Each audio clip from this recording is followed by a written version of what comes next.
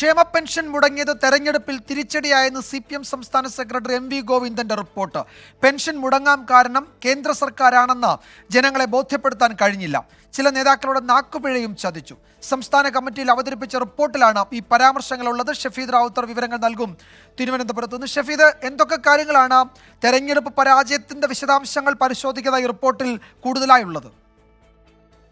വിജയകുമാരി, തെരഞ്ഞെടുപ്പ് ഫലം അതീവ നിരാശാജനകമായിരുന്നു എന്നുള്ളതായിരുന്നു ജനറൽ സെക്രട്ടറി സീതാറാം യെച്ചൂരിയുടെ ദേശീയ തലത്തിലെ അവലോകന റിപ്പോർട്ടിലെ പരാമർശം. എന്നാൽ സംസ്ഥാന സെക്രട്ടറിയും അവതരിപ്പിച്ച റിപ്പോർട്ടിൽ സംസ്ഥാന സർക്കാരിനെ പ്രതിക്കൂട്ടിൽ നിർത്തിയിട്ടുള്ള കാര്യങ്ങളാണ് ഇതിൽ ഉന്നയിച്ചിരുന്നത്. ഏറ്റവും പ്രധാനപ്പെട്ട കാര്യം, ക്ഷേമ പ്രവർത്തനങ്ങൾ മുടങ്ങിയത് തോൽവിയുടെ ആക്കം കൂട്ടിയെന്നാണ് ഇന്ന് CPM സംസ്ഥാന സെക്രട്ടറി MV ഗോവിന്ദൻ സംസ്ഥാന കമ്മിറ്റിയിൽ അവതരിപ്പിച്ച റിപ്പോർട്ടിൽ പറയുന്ന ഏറ്റവും പ്രധാനപ്പെട്ട കാര്യം.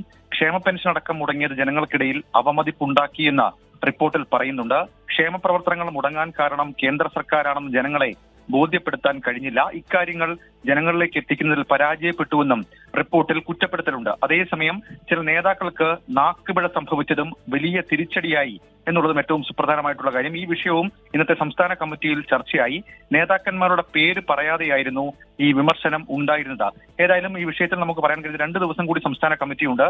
ആ സംസ്ഥാന കമ്മിറ്റിക്ക് ശേഷം സെക്രട്ടേറിയറ്റിൽ ഉയർന്ന തിരുത്തൽ നടപടി സംബന്ധിച്ച ഒരു അവസാന രൂപം അതുമായി ബന്ധപ്പെട്ടുണ്ടാകും. ശേഷം ഒരു സംസ്ഥാന സെക്രട്ടേറിയറ്റ് കൂടി ചേർന്ന് അതിലെ വിലയിരുത്തൽ കൂടി മാനിച്ചായിരിക്കും CPM ഇനി തദ്ദേശ തെരഞ്ഞെടുപ്പും ഉപതെരഞ്ഞെടുപ്പും ഒക്കെ മുന്നിൽ കണ്ടുള്ള തിരുത്തൽ പ്രക്രിയ നടത്തുക. വിജയകുമാർ.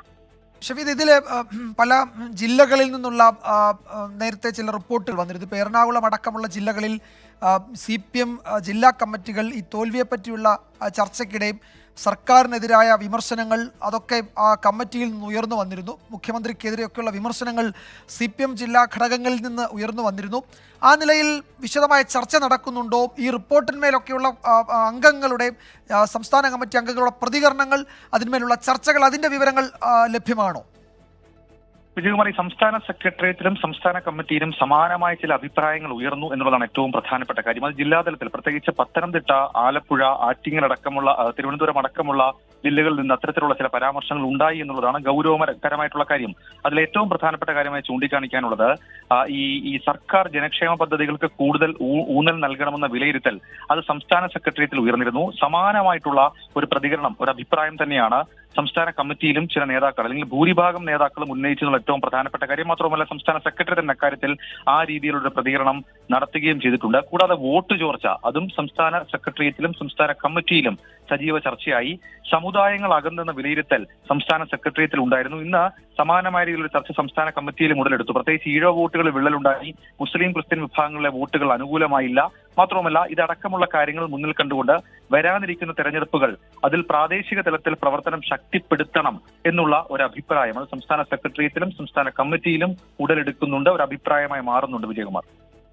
യെസ്, ക്ഷേമ പെൻഷൻ മുടങ്ങിയത് തെരഞ്ഞെടുപ്പിൽ തിരിച്ചടിയായി. അത് മുടങ്ങാൻ കാരണം കേന്ദ്ര സർക്കാർ ആണെന്ന് ജനങ്ങളെ ബോധ്യപ്പെടുത്താൻ കഴിഞ്ഞില്ല. ചില നേതാക്കളുടെ നാക്കുപിഴ അത് തെരഞ്ഞെടുപ്പിൽ തിരിച്ചടിയുണ്ടാക്കി. സംസ്ഥാന കമ്മിറ്റിയിൽ സംസ്ഥാന സെക്രട്ടറി അവതരിപ്പിച്ച റിപ്പോർട്ടിലാണ് ഇത്തരം പരാമർശങ്ങളുള്ളത്. സംസ്ഥാന കമ്മിറ്റി തുടരുകയാണ്. അതിനുശേഷം സംസ്ഥാന സെക്രട്ടേറിയറ്റിൻ്റെ തീരുമാനങ്ങൾ, അതായത് തിരുത്തൽ എങ്ങനെയൊക്കെ വേണമെന്നതിലുള്ള വിശദമായ ചർച്ച നടക്കും എന്നാണ് ഞങ്ങളുടെ തിരുവനന്തപുരം ബ്യൂറോ റിപ്പോർട്ട് ചെയ്യുന്നത്. ഷഫീദ് റാവുത്തറാണ് വിശദാംശങ്ങൾ നൽകിയത്.